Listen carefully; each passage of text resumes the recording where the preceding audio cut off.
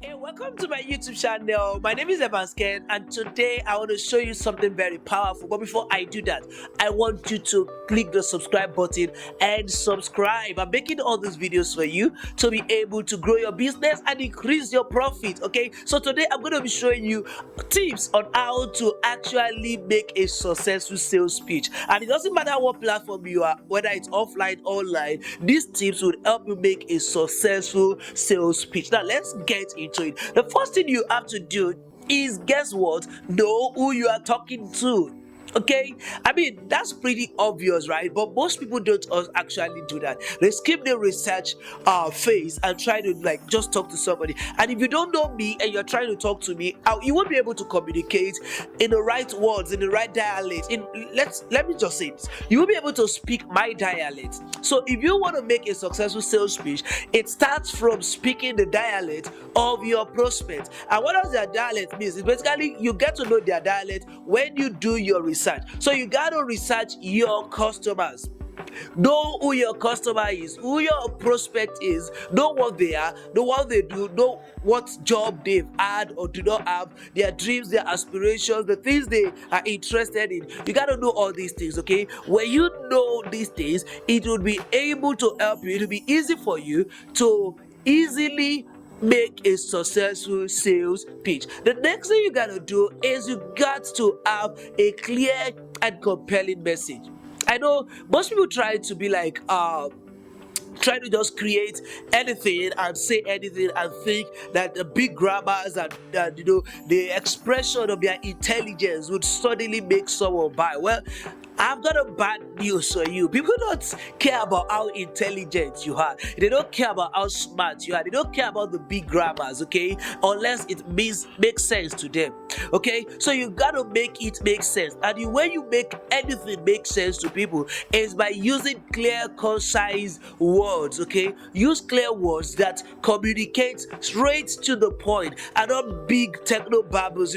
My mentor Russell Brunson mentioned in his book, Expert Secret, I'm sure that he was talking with a friend of his, and she said she wrote a book. If my product is so great, how come no one is buying? And she named that the number one reason people are not buying your product is because you use techno babbles, which are basically technical jargons that mean so much to you. They are brilliant, they make you sound sophisticated, but then they do nothing. Okay, so these techno jargons and the reasons, number one reasons why people are not buying from you. So if you want to make a successful sales pitch, you gotta be able to show me in clear words, in simple terms, how it will make sense to me. The benefits, you have to be able to communicate those things to me, okay? And one way to do that is using, if you eventually get to a place where you absolutely must use a big grammar, a big word, a techno babble or something like that, you can literally break it down by using kind of like bridges. Kind of like bridges are basically words you say after you have made a big statement. That's just how I can break it down. So like say I made a big statement on, let's say, periodontal disease. So I'm gonna be like, it's kind of like, what's periodontal disease? And I'm gonna be like, it's kind of like, okay, when I say it's kind of like having a toothache or whatever it is. I'm not that may not be like so on point, but that's just exactly what kind of like bridges are all about. Okay, now the next thing you gotta be able to do is use storytelling. Storytelling, story.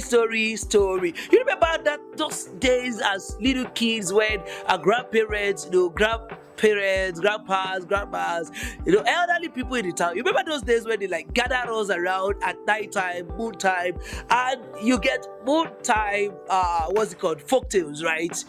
These periods are, they make sense to us because all the stories we are told these stories to drive home a particular point, like parables.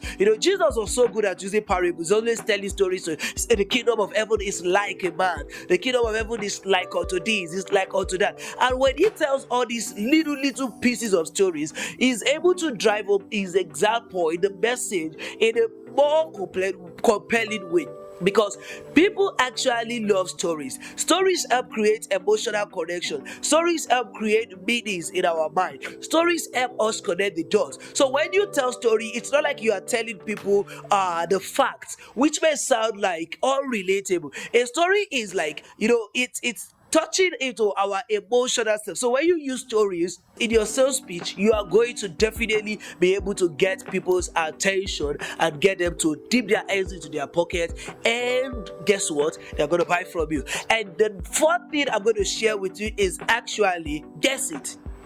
Can you guess? Guess. The fourth thing I'm going to share with you is guess. Drop it in the comment section. Drop it. It's this. Guess what? You've got to be able to handle objections.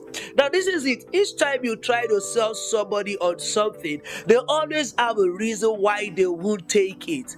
Okay? If you are trying to tell somebody to get a yellow car, they have a reason why they don't want a yellow car. Maybe somebody used a yellow car and they have a bad impression about that person, and they think people who use yellow cars are not great people. So they don't want to use a yellow car because of the predisposed premonition they have about yellow cars, or probably maybe they just have a reason why they don't want a car, okay, or they don't want a certain kind of a model or brand or anything like that. So you gotta be able to look for these objections. If you have actually done the first thing, which is know your audience, if you have done this right, you'll be able to know what their objections are or maybe. And if you do it, you always want to bring the objections up front first before they actually bring it up to you. This means that you want to tell them what their objections are and break it before they bring it up. So if somebody says, hey, I don't want to use a yellow car, you're going to be like, I know you're probably thinking that yellow cars are these and that. And they're like, oh yeah, I'm thinking about that. So you'd be like, this is how you deal with yellow cars. Can you see the difference that makes? Or somebody's thinking, oh, I think it's quite expensive. Then imagine if somebody is already thinking, I think this product is quite expensive, and you brought it up first and said, I know you are probably thinking this offer is quite expensive, but let me ask you a question. Which is more expensive? Not being able to make sales, not being able to have leads, not being able to have customers. Which is actually more expensive? Or which is more expensive? The time you spend trying to figure this out on your own, or the time you save try to get me to actually get on board and work with you? Okay, which is more valuable to you? Trying to save money or trying to save time? When you bring this up first, even before they mention it to you, they feel you understand them and they will want to go ahead and make the purchase. Okay, that is it. Basically, bring the objection up front first. And finally, before I go, there's just one more thing I want to share with you, which is practice. Practice your sales speech. Like, go over it over and over again, such that if somebody's waking you up at 5 a.m. in the morning, tapping you and say, give me your sales speech, you are ready to go. Like, you can fire. Your sales speech is so clear, like, you know it's on your sales page, it's on your funnels, it's on your landing page, it's on your videos, it's on your sales letters, it's on everything, and you have it on all your social media posts everywhere. Like, it's just there. Like, you've practiced it so much that everybody now have your sales speech all around them, and you yourself, you have perfected it so clearly. Okay, so you got to practice. Now I'm going to give you a bonus tip before I go, that is outside of this. So bonus tip, guess what it is? Follow up with your prospects. Okay, if somebody hears your sales pitch the first time, chances are they are not going to buy unless they are in the 3% very hot, like very critically hot audience. If they are not in the 3%, they are in the 97% remaining people who really don't just care right now. You will have to go back and follow up with them. The average person would have to hear a sales pitch 6 to 7 times before they commit to making the purchase. So even if you do it well, you know your audience, you have all these things, you follow up with them, you handle objections, you do all these things, and you don't get back to them, you are going to be losing a lot of the sales.